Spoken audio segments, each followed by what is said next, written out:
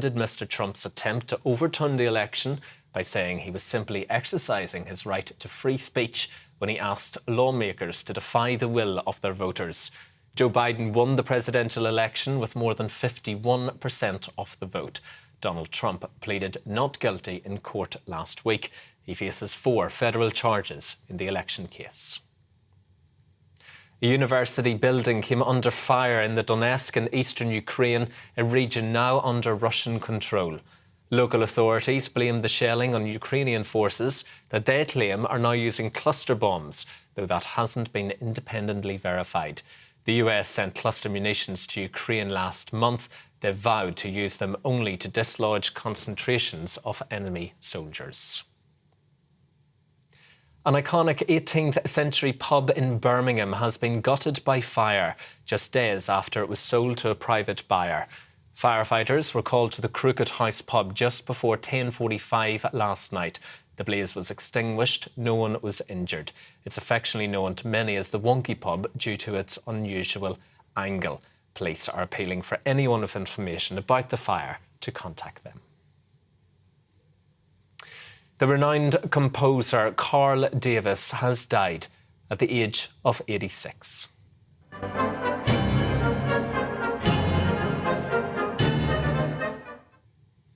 He first came to prominence in the 1970s. That's after his newly created musical scores for neglected silent films give new life to the old art form. His work on the 1927 epic Napoleon was given a cinematic release in 2016. Well, among Davis's many other credits was the BAFTA award-winning musical score for the BBC's 1995 adaptation of Pride and Prejudice, which starred Colin Firth. This is GB News across the UK, on TV, in your car, on digital radio and on your smart speaker by simply saying Play GB News. Now though, it's time for the Camilla Tominey Show.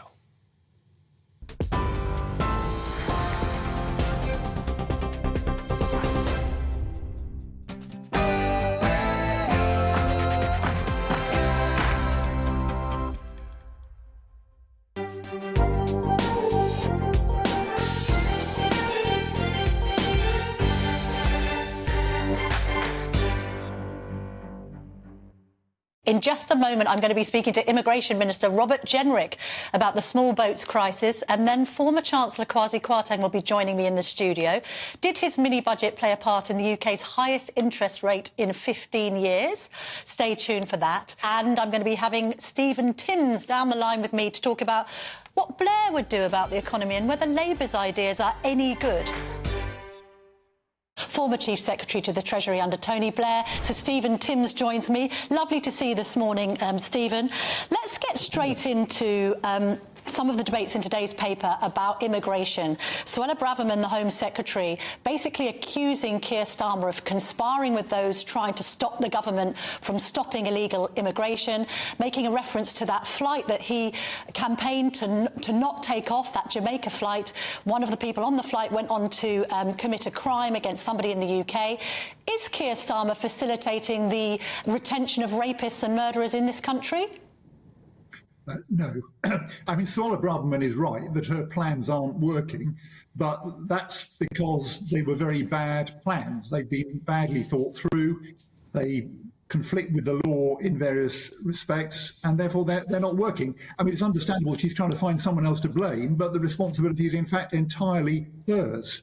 But isn't the Labour Party on the side of those lawyers, as Braverman suggests? We've got a Labour councillor who is somebody that campaigns to try and keep people in the country who perhaps don't have the right to claim asylum here. So isn't Labour on the side of those so-called lefty lawyers that are trying to thwart the government's plans?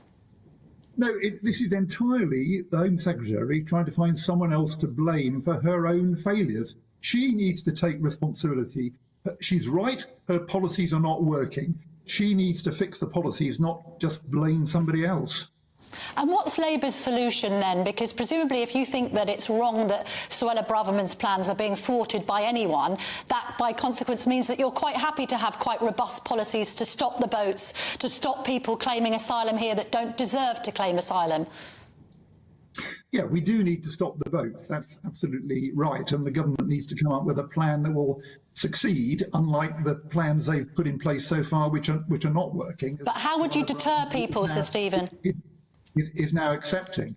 We need to do that by having a better relationship with France in particular, and negotiate proper restrictions and controls at the French end. Yeah. We also do need to make sure that it is legally possible for people who are entitled to claim asylum in the UK to come here, other than coming by a boat across the channel. At the moment, there's no legal means for them to do it. So, for example, if there's a child, perhaps from Africa, who's in France, who is legally entitled to come and join their sibling, their brother or their sister, who's got asylum status in the UK, there's no way for them to do that. There need to be some routes. The government has said they will introduce some legal routes. They haven't done that yet. Until there are, people are going to carry on desperately trying to get across the channel in these terrible small boats. That needs to be fixed.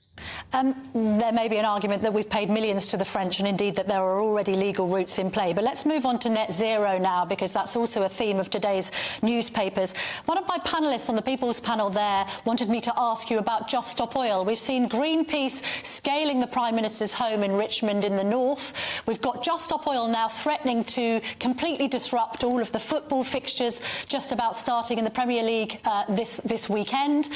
Surely now it's time for Labour to break ties with Just Stop Oil, to not take Dale Vince's money, because these people are wreaking havoc and bringing misery to thousands of sports fans. Well, I think it is pretty extraordinary that Greenpeace was able to walk into the Prime Minister's home and scale the roof. That was a very serious security lapse. That should not have happened. But Greenpeace does have a point in the arguments that it's making. I do not support the tactics of Just Stop Oil, but they also have a point in the case that they are arguing. And the Prime Minister's announcement that we're just going to have an extra 100 licences for more oil and gas prospecting in the North Sea is the wrong decision.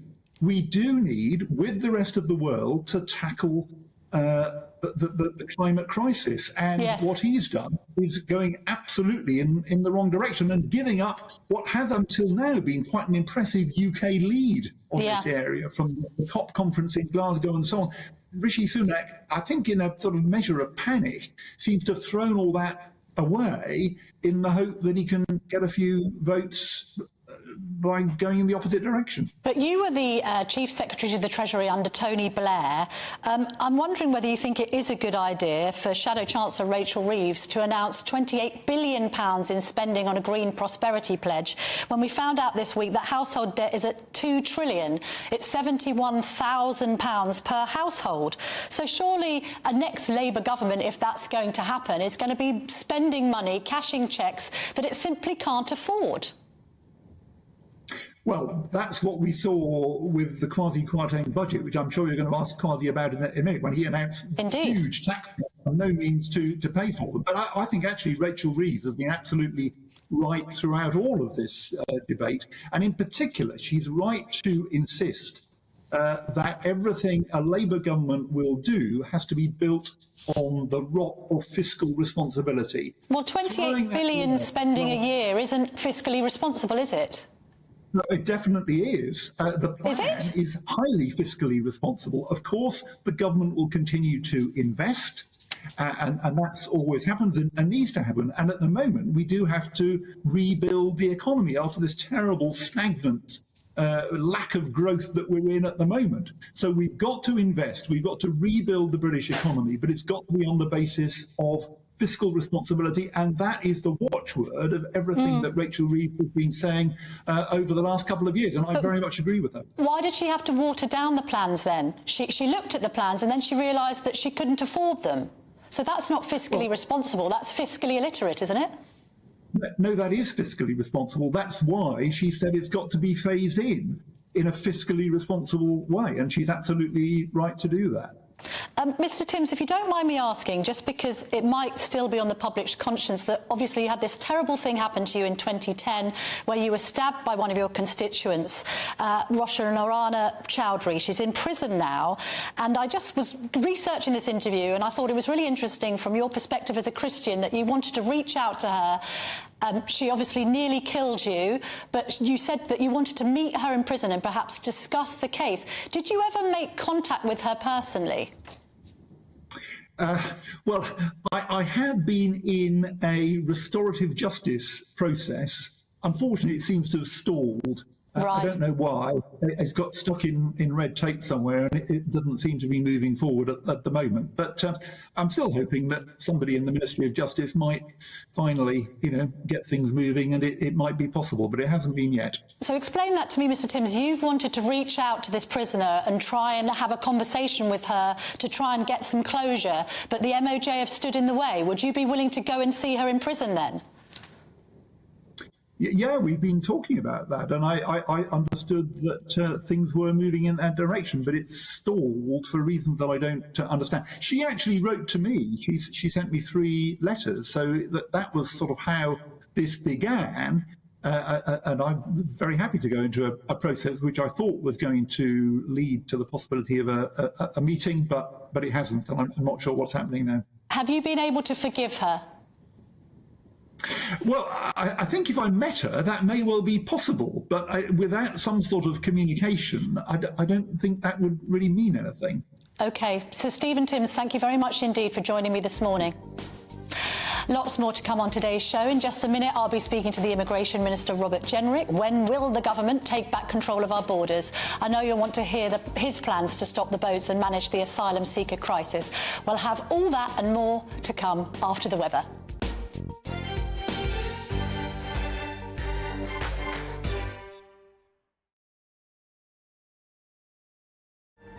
That warm feeling inside. From Boxed Boilers, proud sponsors of weather on GB News.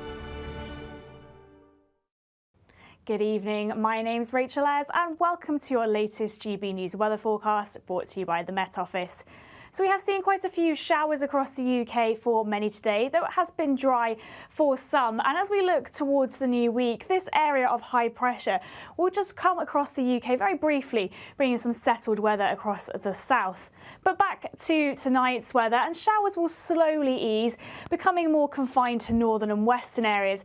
Clear spells elsewhere combined with light winds will make for quite a cool night tonight. So temperatures in rural areas dropping into mid or even low single figures. It will make for a fresh but bright start to the new week with plenty of sunshine around, though we will start to see that cloud bubbling up, allowing showers to develop through the morning.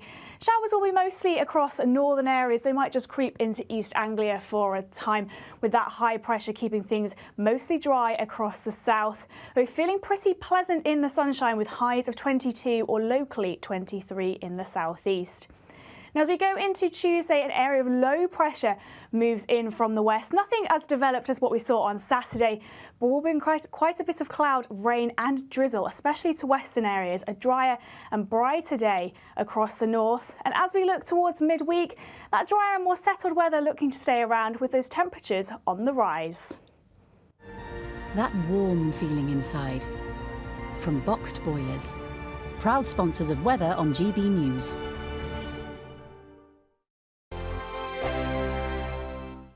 What you get for breakfast is something that, if we do our jobs right, you will wake up to news that you didn't know the night before. It's a conversation. It's not just me and Eamon. We want to get to know you, and we want you to get to know us. From 6, it's Breakfast with Eamon and Isabel. Monday to Thursdays on GB News, Britain's news channel. Westminster is going around in ever-decreasing circles, followed by the media. Britain is broken. How on earth did we get into this mess? But more importantly, how do we get out of it? Join me at 7 p.m, Mondays to Thursdays on Farage, here on GB News. We will have open, rational debate. We've got to work out how Britain moves forward from this. Join us here on GB News, the People's Channel. Britain is watching. When the news happens, it happens here. And really important breaking news. Breaking news this morning. On TV, radio and online, the news starts here on Britain's Newsroom. All the biggest stories and the answers that you need from across the UK and beyond. Join Britain's Newsroom from 9:30 on GB News. The People's Channel, Britain's news channel. Join me, Patrick Christie's, Monday to Friday, 3 till 6. We tackle the day's news agenda like you've never seen before. It's high tempo, high octane, the most controversial topics, and the best guests. You will not be able to take your eyes and ears off it. I'm not afraid to ask the questions that you really want answered. 3 till 6 p.m, Monday to Friday on GB News, the People's Channel, Britain's news channel. People in Britain, they love free speech, but they also love fair play. I don't care if I'm speaking somebody from a trade union, from the Labour Party, somebody from the SNP. And I think the viewers like to see that actually we can challenge one another, but in a positive way. We think we ask the questions that people want to ask, and often we ask the questions that we wanted to ask in Parliament but never got the chance to ask. So join us every Saturday, 10 a.m. till noon on GB News, Britain's news channel. It's all about family, being in people's living rooms, all the interaction and getting to know who our viewers and listeners are. When I was young, my dad used to say, no, stop arguing. I wanted an outlet that would enable me to give my opinion. People are going through a really hard time right now, and I know that you don't feel like you're being listened to by the establishment. I came to GB News because it's the People's Channel, and I want the audience to have their say on the events of the day. We're dynamic. We do something different. Democracy shows that the wisdom of the nation is in its people. I get to travel to find out what the story is from a personal perspective. The British people aren't fools. We know when we're not being told the full story. We've got to work out how Britain moves forward from this. It's the best country in the world. The establishment had their chance. Now we're here to represent your views. Britain's watching. Britain's watching. Britain's watching.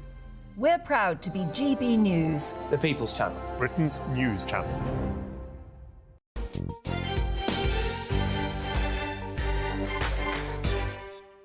Robert, lovely to speak to you. Thank you for coming on. We've heard the Home Secretary speaking in very bullish terms about the immigration policy and the fact that she thinks that Labour have been letting down the country, that Keir Starmer is siding with the lefty lawyers who are stopping deportations of rapists and murderers. You're big on talk, but not on action, Robert, because as Labour point out, you've sent more Home Secretaries to Rwanda than actual deportees. Well, good morning, Camilla. Well, we want to send more people to Rwanda. We want to get that scheme up and running. It is unfortunately being stuck in the courts at the moment, but that's not the totality of our plan. We're working on many other fronts at the same time. We've signed a brilliant deal with Albania that's reduced the number of people crossing from Albania from 30% this time last year to 4% today. We're working with France, with Italy, with other countries to make sure that we have stronger defences on the northern French coast. And here in the UK, we're making it much more difficult for people to work illegally, to get housing illegally and to make a life here, as well as, of course, making sure that when illegal migrants do come here, they are accommodated in appropriate but simple accommodation, not the luxurious hotels that members of the public are rightly angry about and want to see us get out of as quickly as possible. I know the Bibi Stockholm is going to start taking migrants from tomorrow. Rishi Sunak mentioned 2 cruise ships that were going to be used. What's happened to them? Apparently no port wants to take the migrants there. Well, you're right to say that the first barge will be operational within the coming days, and that's an important step forward. I hope that will be seen as a successful way of housing people, as I say, in decent, what but about the never cruise ships, luxurious though? Accommodation. And we're in conversation with a number of other ports and hoping that we can secure those very soon. It's true that a couple of ports did back out, mostly because local Labour councils, like in Birkenhead and in Leith in Edinburgh, refused to support us. Okay. Very hypocritically, actually. If you look at the Leith example, that's a Labour council that had housed Ukrainian refugees on the same barge, same boat, but refused to house asylum seekers all the time, saying that they were a city of sanctuary and wanted more asylum seekers. Is it Labour's fault that your immigration policy isn't working then? No, but I think it's worth pointing out that Labour would be much, much worse. Labour's plan would actually see large numbers of people crossing the channel, even larger than there are today, because they just think you can grant your way out of this problem. They think that you can make 2,000 migrants crossing the channel in June. Well, we want to see those numbers come down. I mean, as of today, the numbers are significantly lower than they were this time last year, about 15% lower. But of course, that's just the beginning. We want to see a substantial reduction. We want to stop the boats. And that's why we're taking the measures that we are. That's why we passed the Illegal Migration Act just a few weeks ago, which is probably the most robust piece of legislation on immigration in my lifetime. Suella Braverman's talked about these lefty lawyers. There was an expose in the Daily Mail where they went undercover. They filmed immigration lawyers basically telling clients to game the system. What should happen then? Because you're talking the talk on these lawyers, but should they be issued with even bigger fines? Talking about 5% of their earnings. Surely you need to fine them more than that and close them down. Well, you should be struck off as a lawyer if you flagrantly abuse the law, and that is what I hope will happen to those solicitors and legal representatives who've been caught by the expose by the Daily Mail. The Solicitors Regulatory Authority is taking action against them and their firms. We're saying that we want that to continue. We want to fine individuals and firms appropriately. As a former solicitor, I have been shocked by the level of abuse that I've seen in this area of the law. I'm afraid that what you've seen so far is just the tip of But are you saying that fellow lawyer Keir Starmer is conspiring with those lawyers? Is Keir Starmer and the Labour Party conspiring with those lawyers? Because that's what Rishi Sunak seems to be suggesting in the tweet he sent out last week, and that's what Suella Braverman seems to be suggesting. Are you also suggesting that? Well, there is evidence of that, yes. I mean, just this week, we've seen an allegation that a Labour councillor in Newcastle, who is also a legal representative, was on TikTok apparently soliciting illegal migrants to come to her, and she would help them to stay in the UK. Now, I think that would be news to her residents in Newcastle, who probably want, like I do, secure borders and controlled migration. But it is an example of what the Labour Party really thinks. And as far as I can tell, absolutely nothing has been said or done with respect to that lady. One of our people wrong, and that shows what Labour, behind the mask, really think about this issue. One of our People's panellists has made the point about the pull factors to the UK. There's a reason why people come from wherever they're coming from. They come across the whole of Europe and they still want to cross the channel to come to the UK because we're a soft touch, because we offer them too much, because we give them housing and accommodation, quite comfortable housing and accommodation, that they can come here and have a life that they can't live elsewhere. So some of the pull factors are to blame. Why don't you pull some of the pull factors? Well, we are, Camilla. That's exactly the work that I've been doing over the last 6 months with Suella Braverman. We have changed the accommodation that people are staying in. The Labour Party say they don't like us using disused military sites and barges. They want hotels. And my post bag from Labour MPs is complaining that the accommodation isn't luxurious enough. They want us to spend more and offer more to illegal migrants. I don't think that's right. I think we have to make sure that the UK isn't perceived to be a soft touch. As you say, quite correctly, the overwhelming majority of those people coming on small boats are coming from France, from a safe country with a well-functioning asylum system. They're choosing to come to the UK, and that must be in part because of a perception that the UK is a softer touch. That's why we're changing accommodation. That's why we're making it harder to live and to work illegally in the UK. But are these 50% rise in the number of raids this year by immigration enforcement to try and close down bogus employers? But have you got control over some of these sites? Have you got control over some of these sites? Because we've got local reports of a TB and scabies outbreak at the site in Wethersfield. You've got constituents angry about migrants being housed in their doorstep. You've also got your own MPs really cross with you personally. I've heard a lot of criticism of you personally, Mr. Jenrick, for the quote is dumping migrants in their seats and costing them their hopes of electoral success come 2024? Well, the reason we're pursuing large sites and barges is so that we can exit the hotels. We don't want people staying in these hotels. They're very expensive and they're not appropriate. Of course, we understand that in the small number of places where these larger sites and barges are going to be located, that will pose problems and legitimate concerns for the community. And we're working very closely with councils and community groups in each of those places to try to mitigate that, providing extra money for the police and the health service, for example. But it must be right in the national interest that we house people, as other European countries do, incidentally, in large sites and on barges and vessels, rather than in hotels, which is just simply creating another pull factor to the United Kingdom. Robert Jenrick, thank you very much indeed for joining me.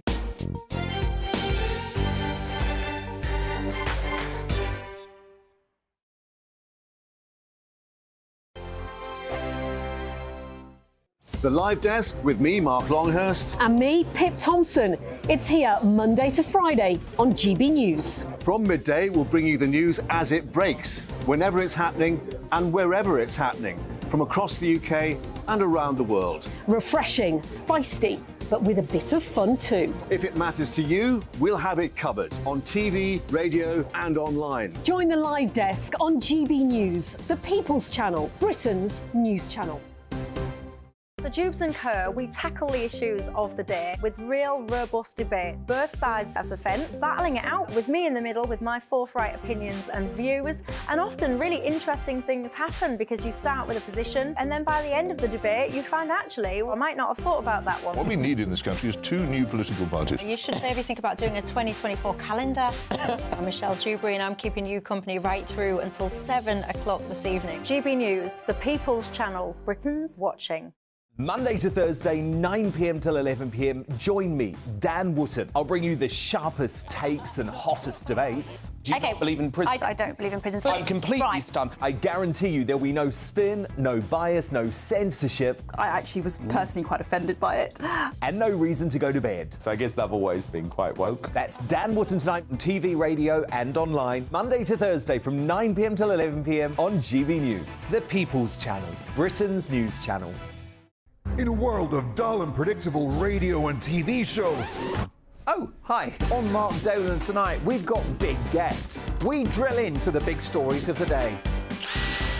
The show adds up to a brilliant listening and viewing experience. Mark Dolan Tonight is the most entertaining current affairs show ever, and that's a fact. That's Mark Dolan Tonight, Friday, Saturday and Sunday from 9. Only on GB News, Britain's news channel. Like all families, we have arguments every now and then, but actually we agree on what the mission of GB News is, and that's the most fundamentally important thing. GB News provides the kind of platform that lets all voices be heard. We don't hold back. We're free to say what we really think. Just because some people who live in a tiny little Westminster bubble think that their particular story is important, that's not the most important story for me. And often they will be difficult stories, stories that you won't find on the establishment media. Because what people think in the north of England may be very different to what they're thinking in the home counties. We're going to carry on telling the world what life is really like for households up and down the UK. We love to be in your car, in your kitchen as you're having your breakfast. Whatever you're doing, you are part of the show. If it matters to you, it matters to us. Britain's watching. Britain's watching. Britain's watching. We're proud to be GB News, the People's Channel, Britain's news channel.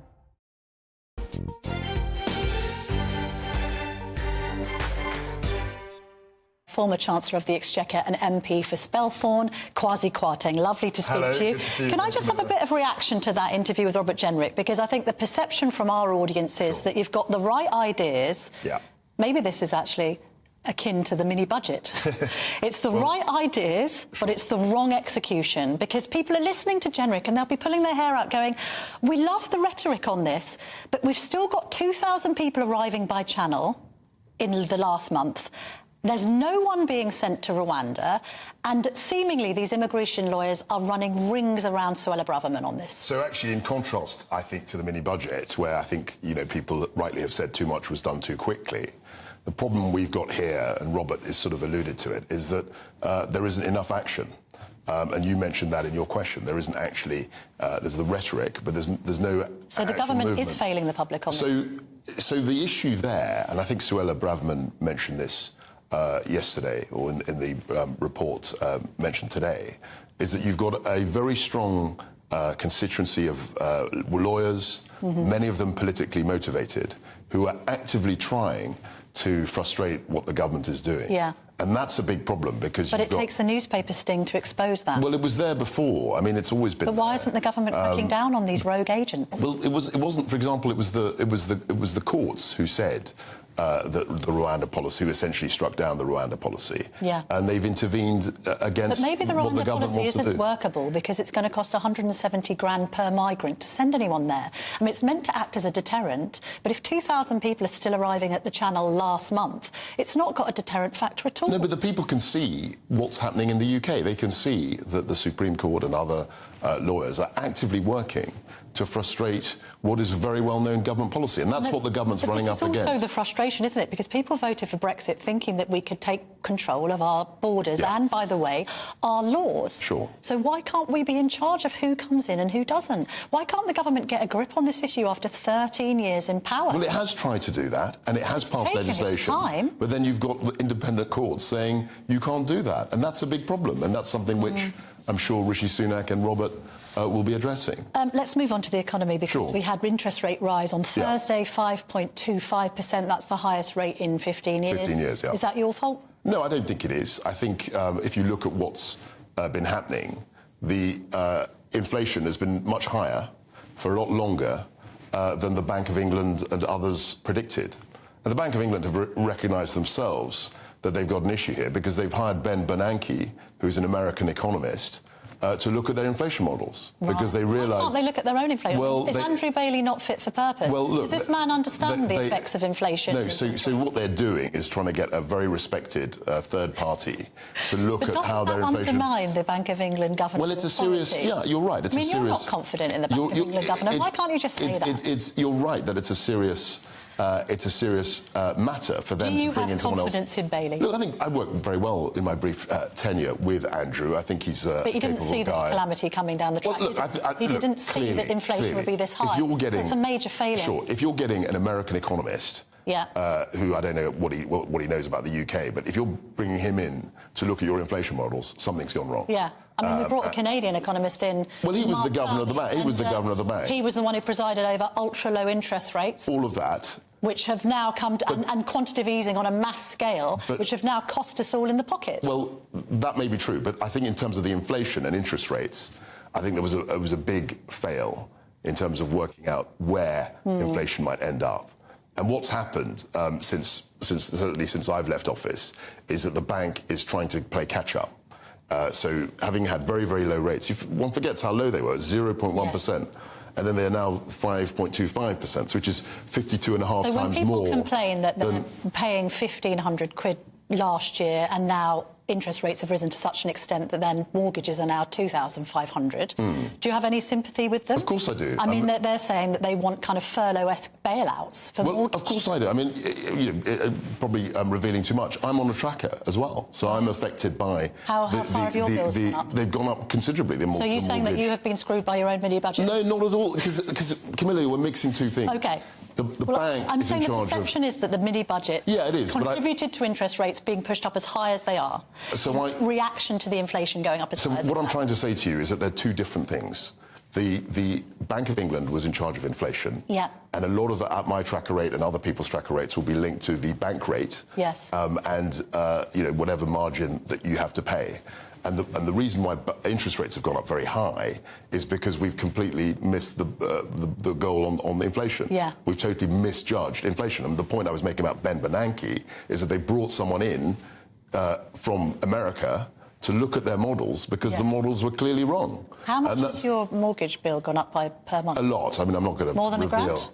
A great deal since we bought the house in 2021. Oh, OK. So it's gone up quite a bit since then.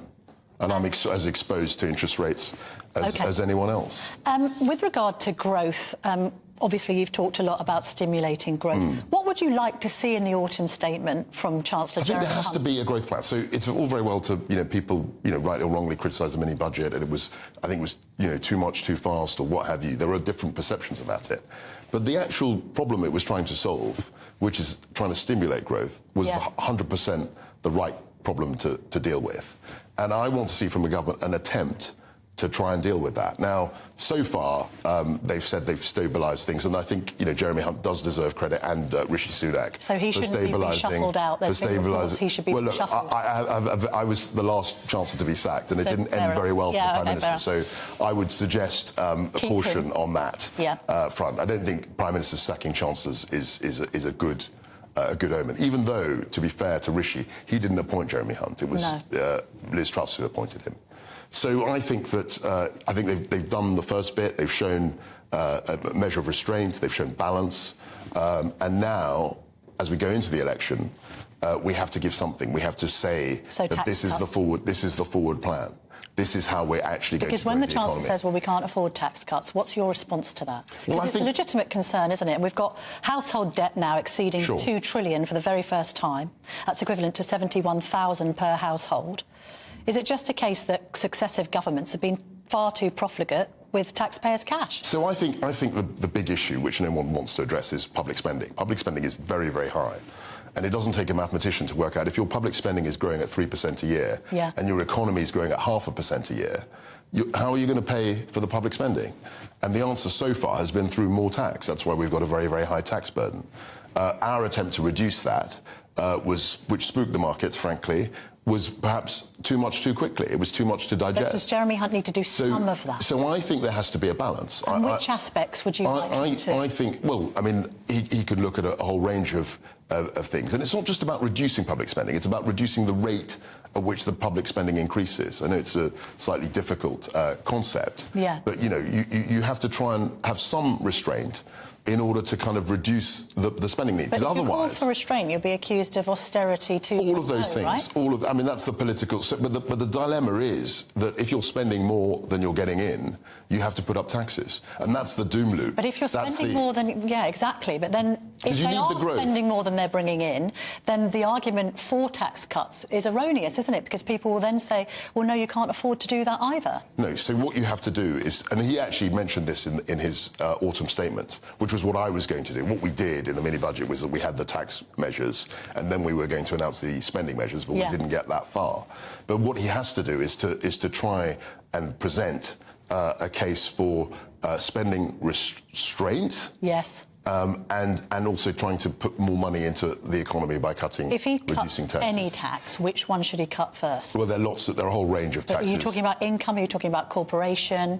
My own favoured view was to start off, which is what Liz campaigned on, in terms of the corporation tax. Yes. And then I think we tried to do too much in the mini-budget. I think if we just focus... So maybe start with business tax. Yes, I think it has to be sequenced. Do you feel that businesses in this country are being hammered by a Conservative government? Because that's how they seem to feel. I think going from 19% to 25% in corporation tax is very challenging. Yes. And also, we want to make your economy attractive. I mean, in Ireland, they have, 12% corporation tax? Well, we were meant to be more competitive after Brexit, right? We weren't meant to be on a par with France and Germany. No, and in Ireland, the top rate of tax is 40%. Whereas in our country, the corporation tax is 25%, and the top rate of tax is 45%. So if you're a successful businessman, you can see why they might want to go to Ireland instead of the UK. We talked about government debt, we talked about household debt. You've told me about your own mortgage. Yeah.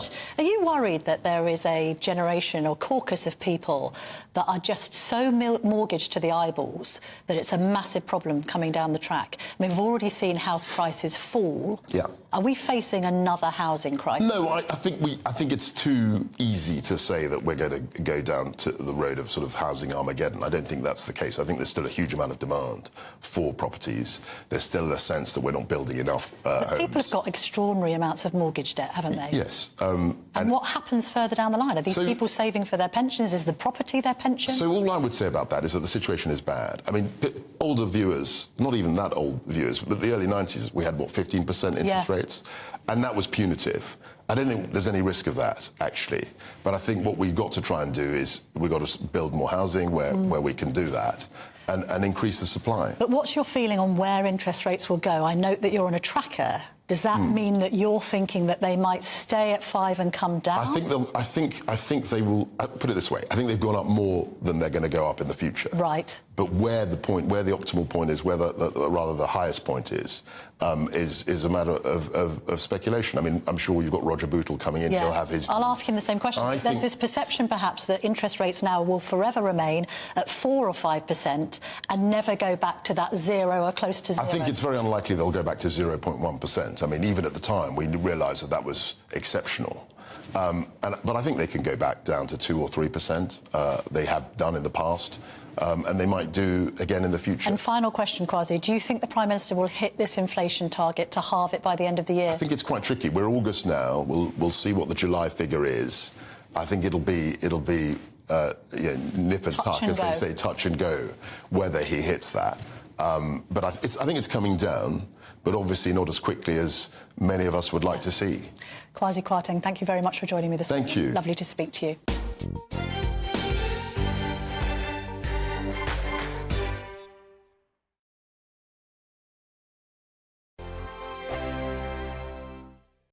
Monday to Thursday nights on GB News. At 6, it's Dubes & Co. 7 o'clock, Farage. At 8, join Jacob Rees-Mogg. And at 9, Dan Wootton Tonight, followed by Headliners. On TV, radio and online.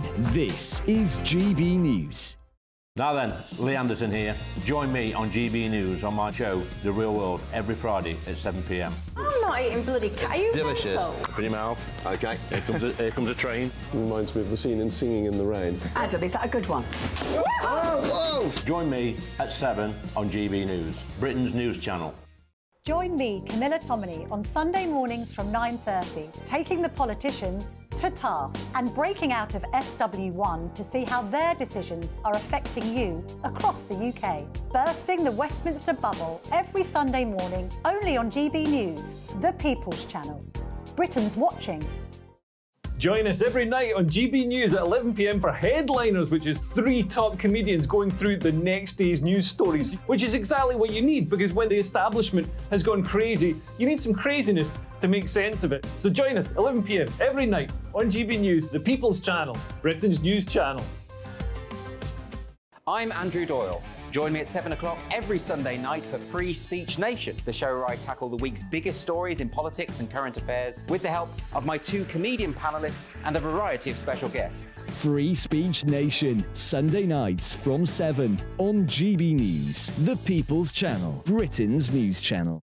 Every Sunday from 11, join Michael Portillo. There will be topical discussion, looking at the week before and the week to come. So kick back and relax at 11 a.m. on Sundays on GB News with me, Michael Portillo. GB News, the People's Channel, Britain's news channel. I joined GB News because I was sick and tired of not hearing my views being represented, not just mine, but so many people that I knew and spoke to. I just couldn't get my voice out there. I couldn't say anything. I couldn't do anything. Whatever the narrative was, I kind of had to follow it. GB News is there to provide a voice for those who have been ignored by the establishment media. We think different things, we've got a different style. GB News is here to be optimistic and positive about the future. It's real kind of dynamic and flowing, with the audience very much at the heart of it, like a big family. Here at GB News, we talk about the things that matter to you. Hearing the voices from right across our towns and cities, especially our towns. All sides of the argument represented with a heavy dose of opinion. We're on a mission here to make a difference. And the GB News family really is here for you, and whatever time of day you can watch or listen. Britain's watching. Britain's watching. We're proud to be GB News, the People's Channel, Britain's news channel.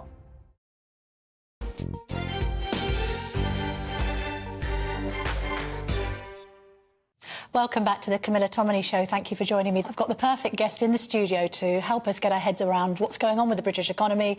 Interest rates now at a 15-year high. Roger Bootle, the Senior Independent Advisor to Capital Economics, joins me now, a leading economist, an expert on all these matters, Roger. First of all, you might have seen my interview earlier with Kwasi Kwarteng. What's your reaction to what he's saying there? He's talking about bringing government spending down, corporation tax cut, stimulating growth in a different way. Do you agree with that analysis? Yes, I do, actually. It's a shame that he's come to that realisation now, as it were, and we had that botched experiment before. Yes. But I think he's largely right. And what should Jeremy Hunt do in the autumn statement, do you think? Well, I think he's boxed in, really, by what he's done before and by what he's said before. He's not going to cut corporation tax, is he? And I don't suppose he's going to cut government spending. But he should. I mean, he's not going to because it looks politically weak. But as far as businesses are concerned, I mean, what are you hearing from businesses? Because in a journalistic capacity, I'm hearing businesses tearing their hair out, thinking it's more difficult than ever to start a business, let alone to keep it afloat. There's been lots of handouts for individuals when it comes to help with energy bills. We got the Federation of Small Businesses, I think, last month saying that 100,000 businesses face going under this winter because of their own energy bills. Has the Tory government, the so-called government of business, been found wanting when it comes to helping businesses? Yes, is I think the answer. Yeah. But, you know, the big issue is the macroeconomy, and you don't solve those problems by, frankly, dishing out handouts, although we have been doing that over the last few years in various ways. I suspect he's going to have to do very little, actually, in this autumn statement. It's a case of just trying to keep the ship afloat, keeping it steady, and hoping that things pan out OK. Now, I'm actually reasonably pessimistic, unfortunately, about the outlook for interest rates and inflation. Right. I think it'll take a lot longer for that to come right. But they've got to hope that that is going to come right. Where I very much agreed with Kwasi was on public spending. You know, you can't square this circle unless you get to grips with public spending. And the obvious one to do something about is HS2. Scrap it? Yes. Even though we've already spent billions on it? There's a well-known rule in economics: you must let bygones be bygones. All rational decisions are forward-looking. Forget what you've spent. Right. Look at what the position is now. Going forward, what are the advantages? And I think they're pretty slender, and the costs are still rising. That's the first loss is your best loss theory. When it comes to government spending in general, though, and also in terms of household debt, I was intrigued to read a piece that you wrote recently for The Telegraph. We headlined it, "Forget sky-high debt, the real economic danger is a lack of growth." But that's not to say that you're not worried about sky-high debt, are you, Roger? You're absolutely right. Because as you all know, being a columnist yourself, one of the problems is you've got no control over the headlines. I know. Well, we do tend to put quite sensational headlines on things so people click on the story. But to explain that to me, though, sky-high debt is a problem, but it's not as big a problem as the lack of growth in this country. Is that the premise? Yes. Well, there are a couple of strands to this. The first is that people keep talking about the national debt. It's not really the national debt at all. It's the public debt. It's the debt of the government, the state, to everyone else. Most of those everyone else are, in fact, other British people or pension funds, insurance companies, or whatever. So that's the first thing. Yes. People think this is, you know, vast debt owed by the country. It's not. And the second thing is we've been here before. After the Napoleonic Wars, which I don't myself remember, the debt was something like 260% of GDP, as opposed to around about 100 we're at now. And also after the Second World War, it was around about that. So we've been there before, we worked it down. Working it down means maintaining confidence, keeping down government spending, keeping the deficit down so the debt doesn't keep building up. But the most important thing is having the economy growing. And as the economy grows, that enables you to put up with what is too high a level of debt. But then I remember Ronald Reagan famously quoted as saying the deficit is big enough to look after itself. And yet at the same time, Reaganomics is associated with a period of high growth in the US. So how do you square that circle? Because he wasn't worried about the deficit. Well, no, and in the end, of course, America didn't actually get out of its financial problems. I mean, that worked for a time, that policy. And Truss, of course, was following exactly that rubric. I think there are big limits to this, and particularly for an economy like the UK, which is much more vulnerable than the US. You can't just say, to hell with the deficit, we're going to cut taxes anyway. I think the objective of cutting taxes is absolutely right. But to do that in a sustainable way in this economy, you've got to tackle government spending. And that was the big mistake, I think, under Truss. And what about productivity? Because I think a key concern from people watching and listening to this is that we just aren't as productive as we used to be.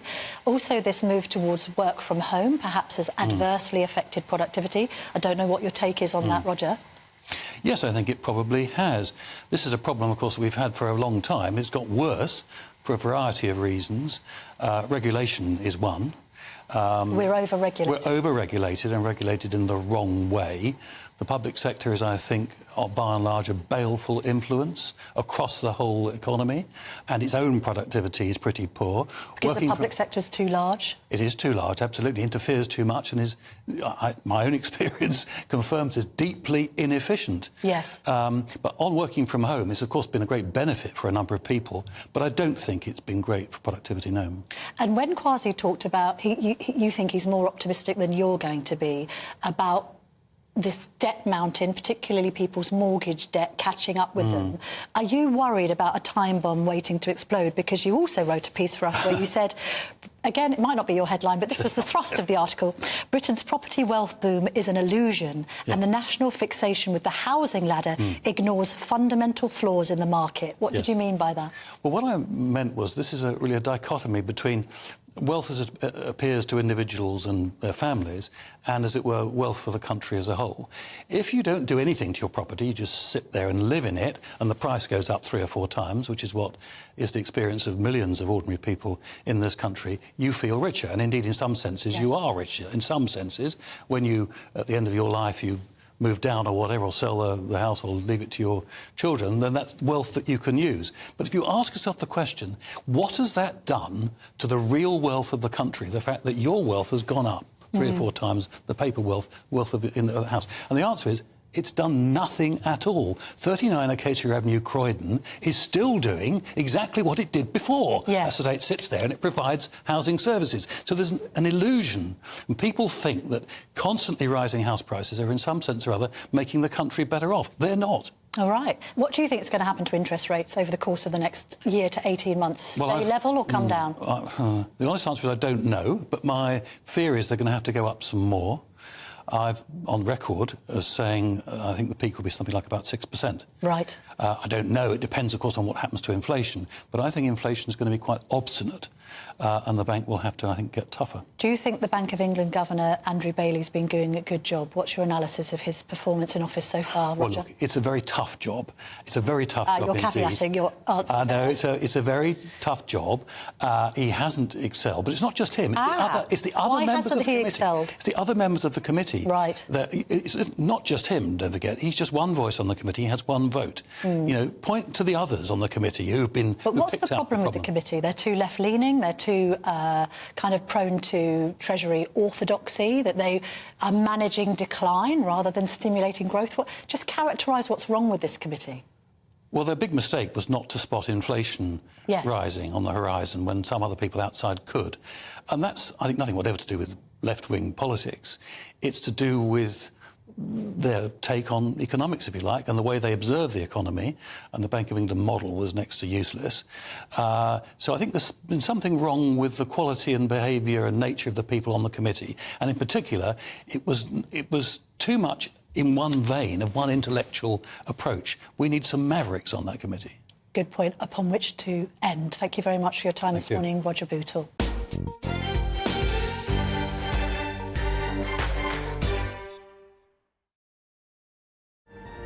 The temperature's rising. Boxed Solar, proud sponsors of weather on GB News. Good evening, my name's Rachel Ayres and welcome to your latest GB News weather forecast brought to you by the Met Office. So we have seen quite a few showers across the UK for many today, though it has been dry for some. And as we look towards the new week, this area of high pressure will just come across the UK very briefly, bringing some settled weather across the south. But back to tonight's weather, and showers will slowly ease, becoming more confined to northern and western areas. Clear spells elsewhere combined with light winds will make for quite a cool night tonight. So temperatures in rural areas dropping into mid or even low single figures. It will make for a fresh but bright start to the new week with plenty of sunshine around. though we will start to see that cloud bubbling up, allowing showers to develop through the morning. Showers will be mostly across northern areas. They might just creep into East Anglia for a time, with that high pressure keeping things mostly dry across the south. We're feeling pretty pleasant in the sunshine with highs of 22 or locally 23 in the southeast. Now, as we go into Tuesday, an area of low pressure moves in from the west. Nothing as developed as what we saw on Saturday, but will bring quite a bit of cloud, rain and drizzle, especially to western areas. A drier and brighter day across the north. And as we look towards midweek, that drier and more settled weather looking to stay around, with those temperatures on the rise. The temperature's rising. Boxed Solar, proud sponsors of weather on GB News. What you get for breakfast is something that, if we do our jobs right, you will wake up to news that you didn't know the night before. It's a conversation. It's not just me and Eamon. We want to get to know you, and we want you to get to know us. From 6, it's Breakfast with Eamon and Isabel. Monday to Thursdays on GB News, Britain's news channel. Hi then, Lee Anderson here.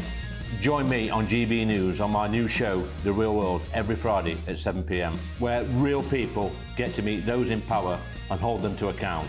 Every week, we'll be hearing your views from up and down the country in the real world. Join me at 7 on GB News, Britain's news channel.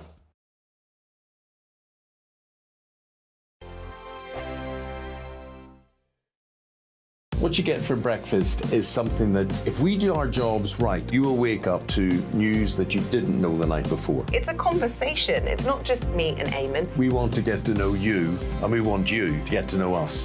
From 6, it's Breakfast with Eamon and Isabel. Monday to Thursdays on GB News, Britain's news channel.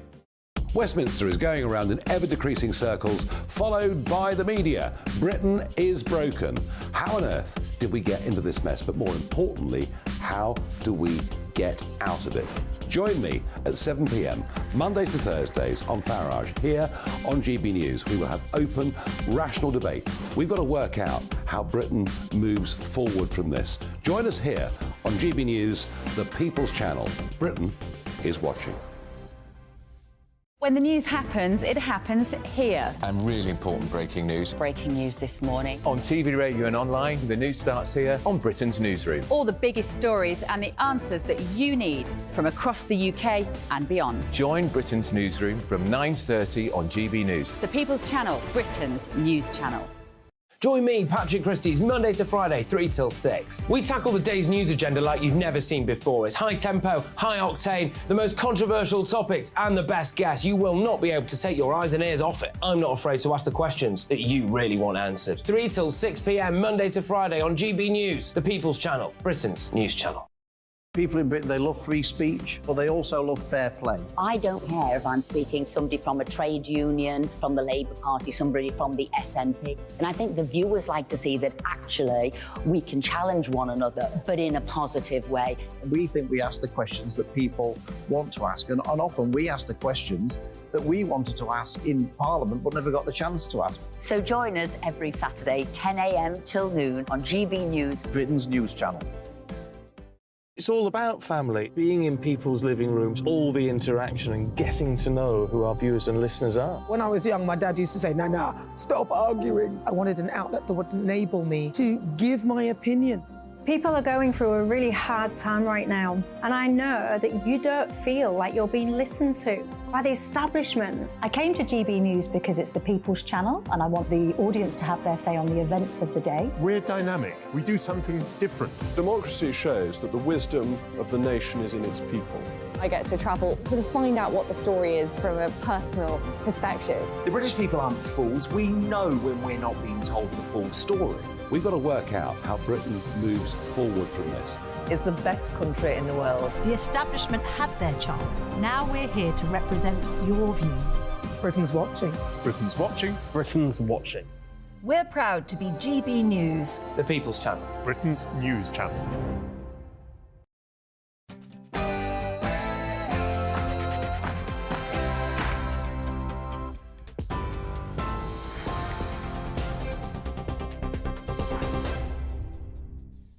Good evening, I'm Rory Smith in the GB Newsroom. The first asylum seekers are to be housed on the Bibi Stockham barge in the coming days. Immigration Minister Robert Jenrick says around 50 people will enter the vessel in Portland Port in Dorset this week. Mr Jenrick says increasing the numbers on the barge to the capacity of around 500 is still the plan. That's despite concerns from the Fire Brigades Union over the vessel initially designed to house around 200 people. Meanwhile, Shadow Immigration Minister Stephen